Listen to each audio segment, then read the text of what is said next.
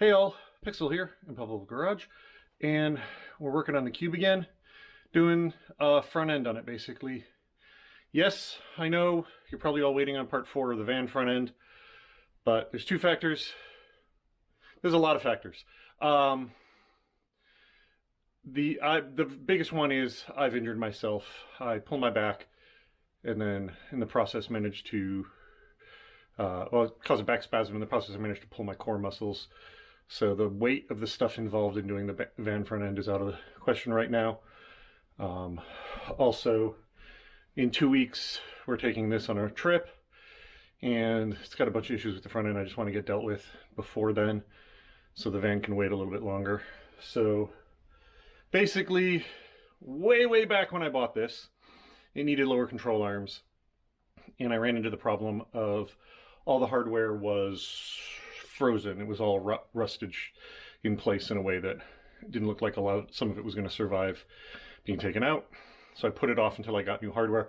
I finally got around to doing that. I bought all the bolts that attach the lower control arm to the body and to the ball joint. That engine strut thing underneath, I got the bolt for that.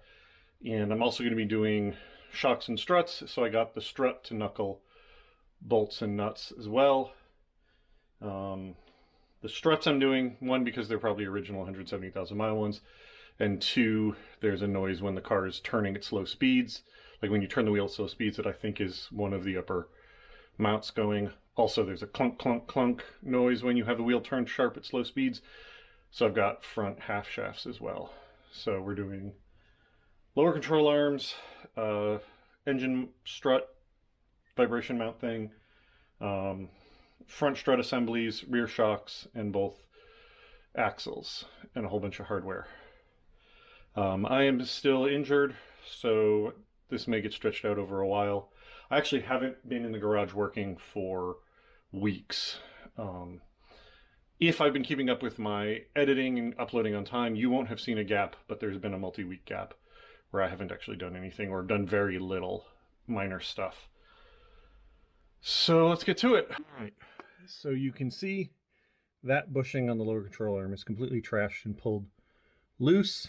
The issue is that bolt is stuck. There's also that bolt there that is completely stuck. And then there's the bolt that holds it to the ball joint there that is also corroded and stuck. So I've got replacements for all of that. I'm realizing I may not have gotten nuts for the top of that one there, but that's something I can just, if I have to, go to the hardware store and get a nut for. The bolts are all very specific lengths and stuff. I got new front struts. I'm realizing I don't know if I got new sway bar links. I'll have to check the boxes, but these struts are, they're not visibly blown, but they're old, and like I said, there's some noise going on that I think is one of the top mounts on one of these. And I got these bolts just in case, just because since everything else was bad, I just went on the assumption that those are bad. They probably aren't. They actually don't look that bad, but I would rather not have the whole project stall if they were. And then we're going to put new axles in it. These don't actually look like the boots aren't torn or anything, but like I said, there's a noise, so those are going to get replaced while I'm in here. That's fine. I'm having a vibration on hard braking, and the rotor doesn't look like it's got any issues, and that seems nice and tight all through here, so I suspect it's the whole front end is wobbling because these bushings are so bad. So I'm going to get in this thing, the little inductive heater. This is what I actually bought it for. It was this project. I've just been finding so many other uses for it while waiting to get to this project. So I'm going to break this out. I'm going to start cooking these bolts off, and hopefully everything will now pop loose.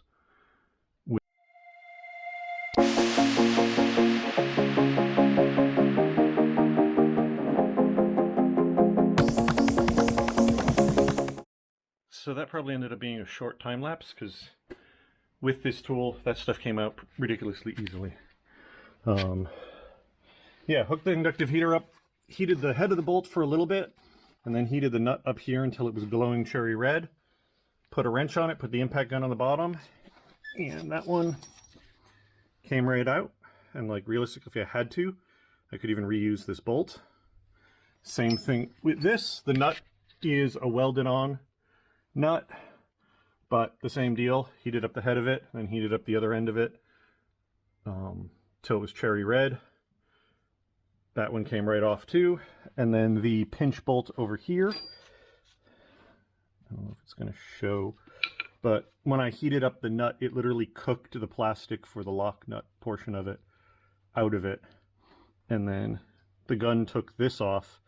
I couldn't get anything onto the bolt head back here that could turn it well, so I ended up just driving it out with a hammer and a punch, because this bolt actually, the head of it is missing a lot of its facets. I don't know if I did that last time or if it's just because of rust or whatever, but this one definitely needs replaced. But yeah, that all came apart after fighting with it last time without the slightest sign of any movement from anything. The fact that this all just popped apart is kind of ridiculous, but in a good way. So yeah, now this whole control arm is ready to come out. I'm going to get this nut off the axle, because when I pull this out to pull the control arm off and drive the thing off the ball joint, I am going to also be pulling the axle at the same time. Since this whole thing can swing out now, that should be enough for me to get the axle free. So yeah, next step, get the axle free.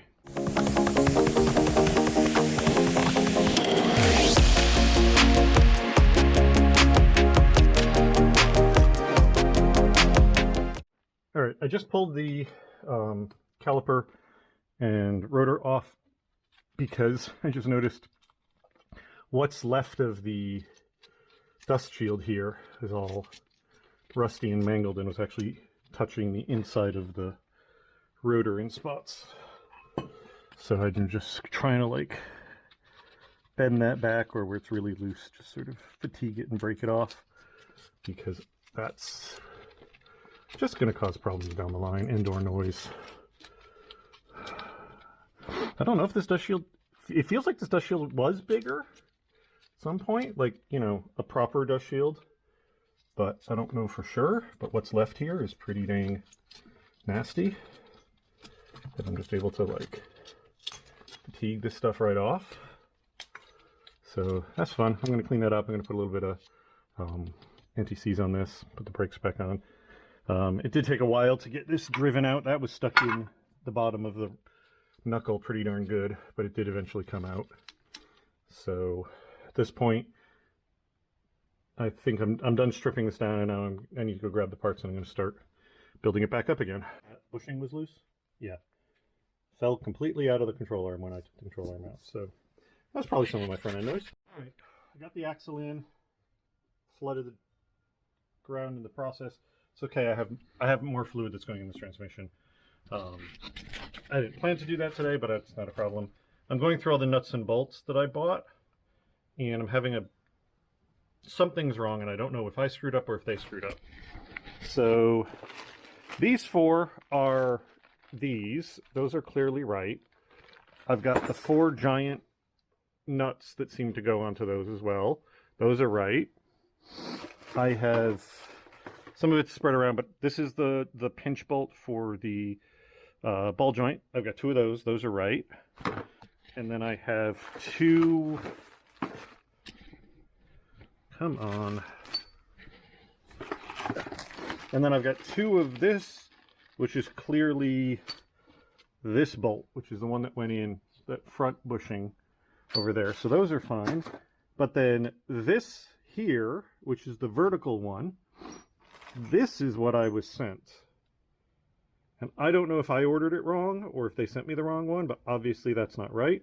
So unfortunately, it looks like I am going to have to reuse this one. Fortunately, it is in good shape. And then I have 3 of the nuts. Maybe 4? There might be 2. No, I have 4 nuts. I swear I ordered 2. So I'm very confused by this. I don't know if I screwed up or if they screwed up. But either way, it sucks. But fortunately, if I look at this bolt, the threads are all fine.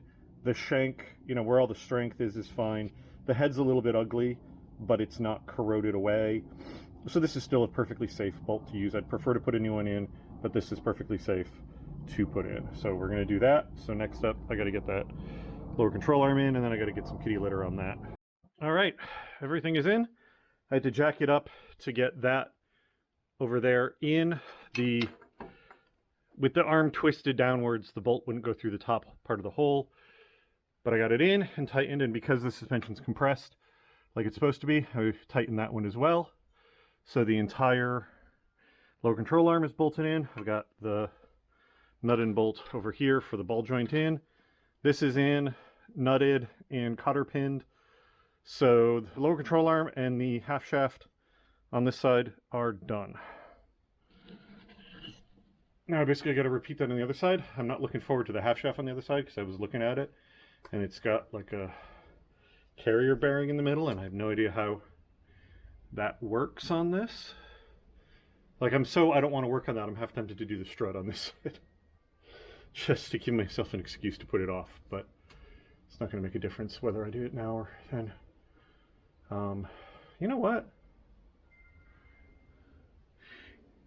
If the sway bar link comes loose, I actually am going to just do the strut on this side, because screw it. And then I can put the tire on and call this whole corner done. If it doesn't come off, then I'm going to make it a separate project. Now that I spilled as much gear oil as I did, and I'm going to spill just as much on the other side, I am going to have to change the oil in the gearbox, which was already a plan, but wasn't necessarily supposed to be part of today. But with how much I lost, and I'm going to lose even more on the other side now, it's a have to do. That's okay. It was supposed to do a while ago.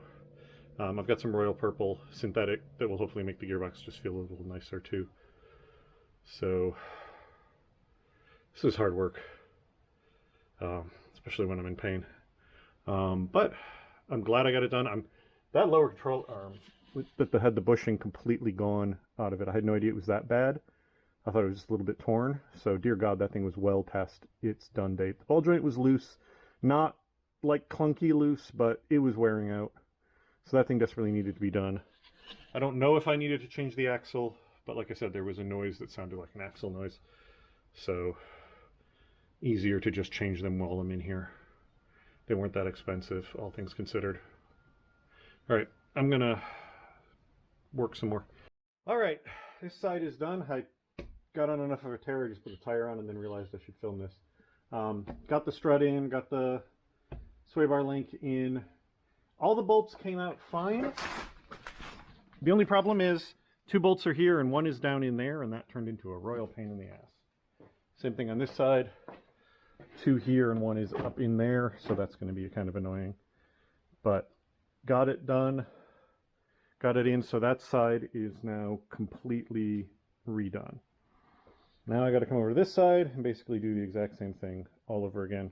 So, in case you haven't seen one of these things before, this is an inductive heater, and you can see it sends a specific kind of...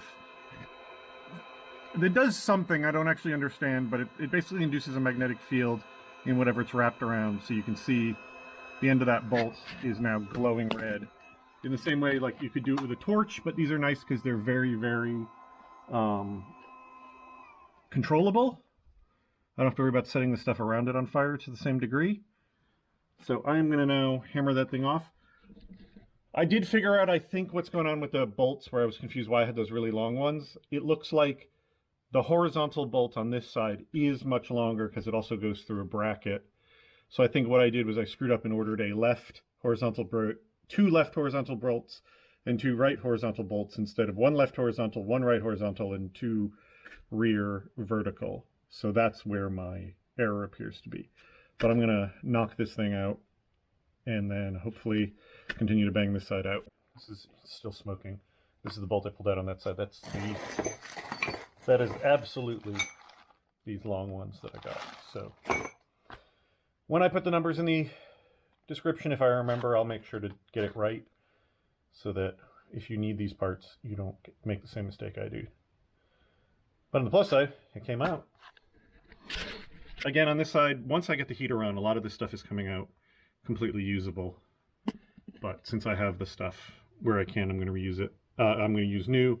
Again, though, this vertical one, I'm going to have to... Oof, that's still hot. I'm going to have to reuse that because I didn't order them. But Yeah, trucking along. I'm not doing time lapse because I just want to get it done, and you've already seen the other side. I'm making some progress over here. The lower control arm's out completely. The sway bar link is out completely. Just ended up being slightly easier to do it that way on this side. The axle is out on this side. The axle is very rusted in the hub on this side, so it took some abuse to get it free, but it's free. The next step would be to pull that axle out of the transmission and slide the new one in. But it looks like it's dinner time outside, and I am wiped out. So I think this is as far as I'm going to get right now. I'm going to go inside, I'm going to eat, and then decide whether I'm going to come back out here and finish this today or another day. But I'm really happy with my progress. That other side, I'm actually glad I decided to do that strut on the other side, because now I can call that side done. And I'm well on my way here. All the hardware that fought me last time is free on this side. So there's nothing on this side that should be a big issue. I say that, of course, and now I've doomed myself. But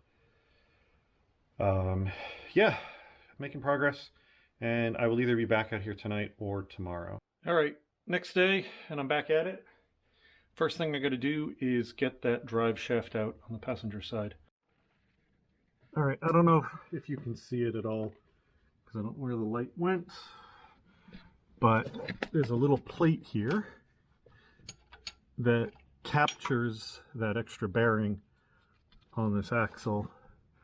So I popped that loose and swung it down, so that now hopefully I should be able to pry that axle out. Honestly, if I had realized this side was a multi-piece shaft, I would have been really tempted to rationalize not changing it. But since I didn't know that and have already bought the damn thing, I think I'm going to end up having to replace it, even though I don't want to, just because it's going to feel stupid to have the part not do it and then discover that it needs to be done.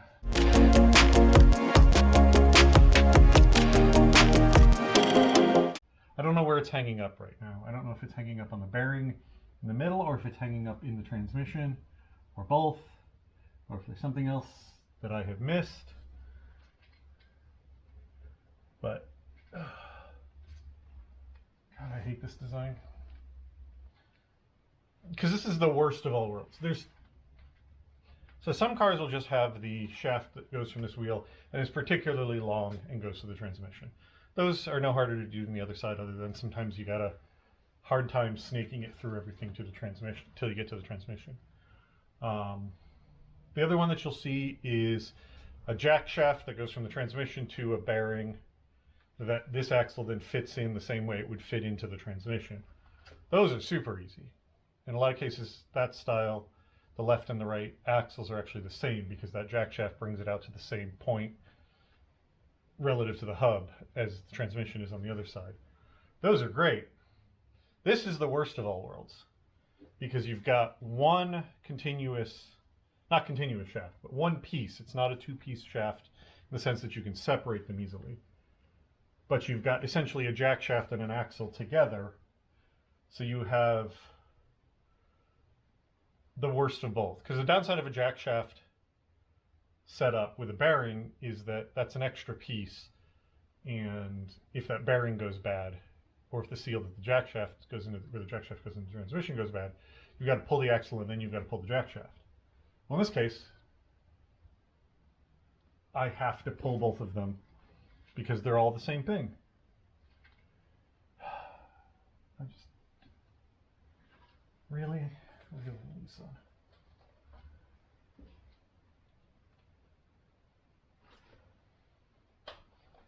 So yeah, I think I'm gonna just have to give up and pull this plate, this whole bracket off, and hope like hell that lets me get it out of the transmission, and hope like hell it doesn't put too much strain on the transmission before I get it out, because that's a lot of weight hanging out of the transmission. All right, I got it out. It ended up, this is the right solution. Unbolt this, and then I was able to hit it here with the dead blow hammer, and knock it out of the transmission. It actually came out really easy at that point. And then a lot of finagling got it out. Here now I have access.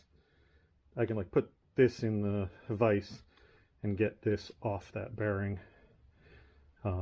If it really have to, I can always heat up this area with the inductive heater. I'll just wrap the wire around and heat it up. But I think that once it's no longer in the vehicle and get a good solid hit on it, I should be able to drive it off the shaft pretty easily. And then, depending on how tightly this fits on the other one, I'll either reinstall this and just push it in, or I'll drive it on and then feed the whole thing through. But you can see this is what I was talking about. Like, this is effectively a jack shaft, and then that's a drive shaft, but they're all one piece.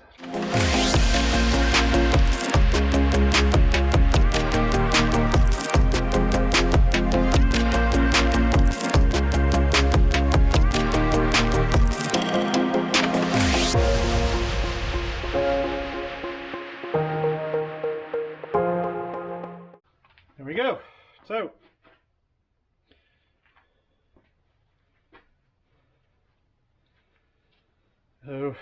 yeah, the inner part here has got a bunch of rust.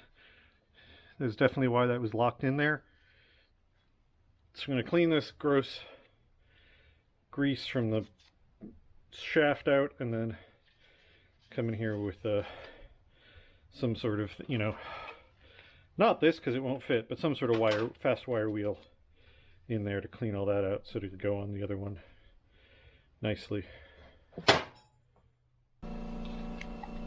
Alright, sorry about the compressor noise, but as you saw, that just dropped right in. Once I got the crud out of there, that plate is going to go back on here to lock it in, and then this will be ready to install. Actually, given how easily that went in, I think I'm going to feed this in, bolt it in place, and then, well, if I can pop this out easily, I'm going to bolt this to the engine, and then I'm going to feed it in that way, so then I don't have to fight to get this around everything through that opening. Alright, axle is in. I know you can't see, but got it in. Just like the other side, it went in part way and then stopped because there's a spring ring on the splined part that helps lock it into the transmission. So you have to pop loose to get it out. To get it in, it wants to stop at that. So what on both sides ended up being the thing to do is get it in as far as I could, and then get the other end in the hub. It doesn't have to be bolted in, but actually get it in the hub so you can use the whole hub assembly to shove backwards so you can get enough force on that ring to force it to close and go in. But it's in, it's bolted up, it's all set. It's tightened down on this end. I just got to find where the cotter pin fell because it's not in the bag. And I was moving that around a lot. And then now I just have to put the lower control arm in and finish up that part and then pull the strut and be done on this side. All right, we are done. Lower control arm in, bolted down, bolted down, bolted down. This is in. I had to reuse the cotter pin because I don't know where the other one went, but it's not doing much. I mean, it's not even touching the nut. It's just their belt and suspender, so I'm fine with that. Strut is in. It's bolted in at the top. It's bolted in here. All this stuff's reattached. The sway bar link is in and tightened down on both ends. So this is all done. I just have to clean the rotor off and I can put the tire on, and then I have to reassemble the cowl, and then the front is done.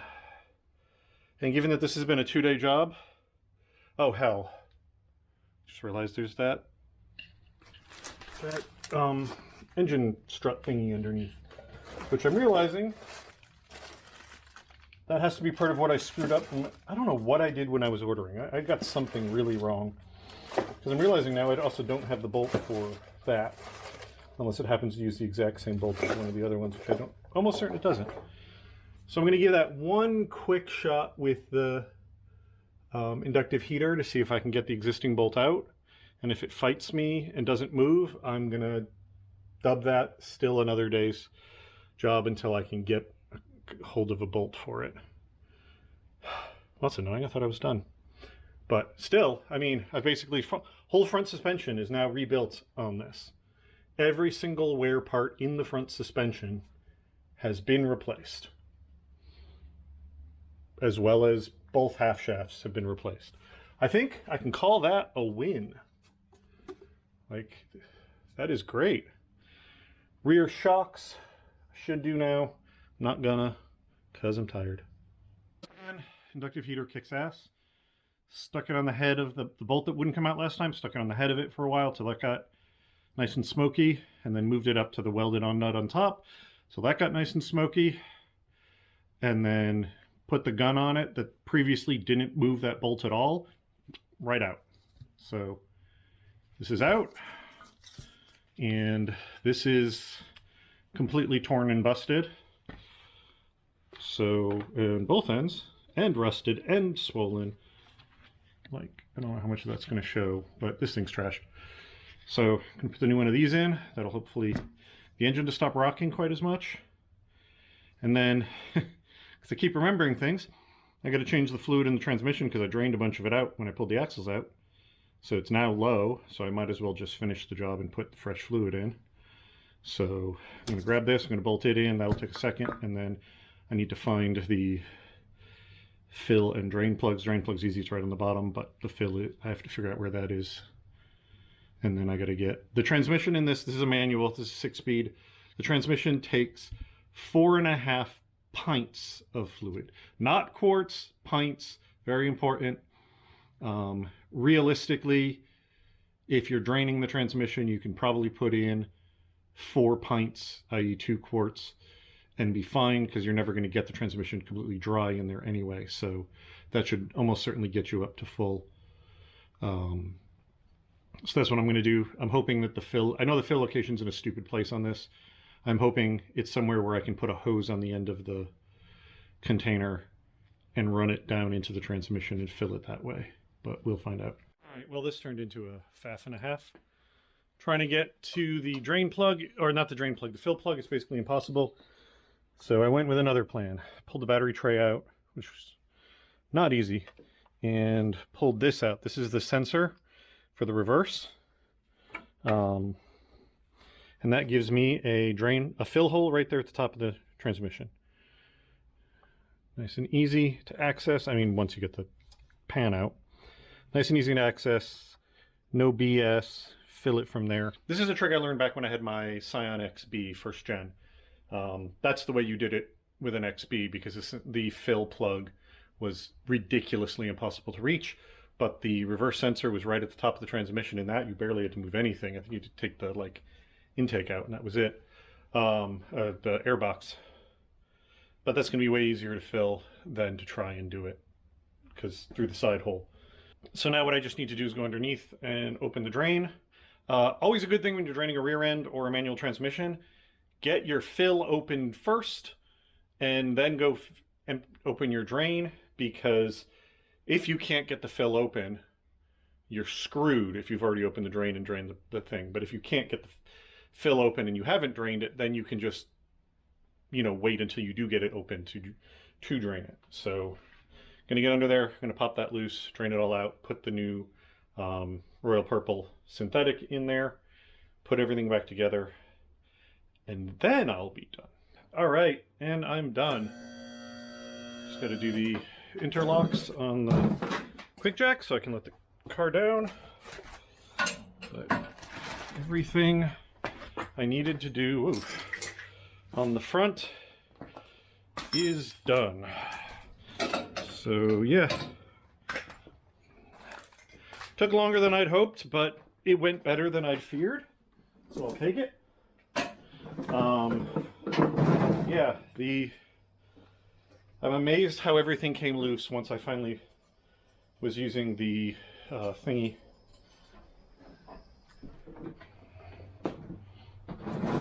Once I was using the inductive heater, how all the bolts came loose. I'm annoyed at myself for having completely screwed up that bolt order. That was an absolute disaster. Sorry, I'm watching the quick jack go down.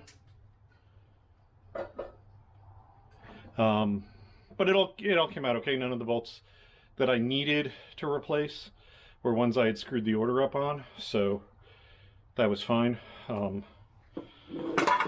have a couple spares now that I don't need at all, but that's fine too. Whatever, can't hurt. I'll just go in my general bolt bin. But yeah, struts, lower control arms, half shafts, all that other stuff. Transmission's now got fresh fluid in it. I'm super happy. The only thing that's left that I didn't do is the rear shocks, because I just decided I'm done.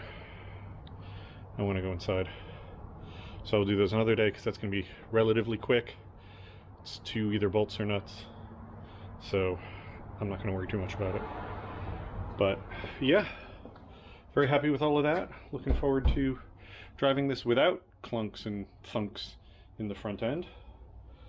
So that'll be it for now. Thank you all very much for watching. Talk to you later. Bye.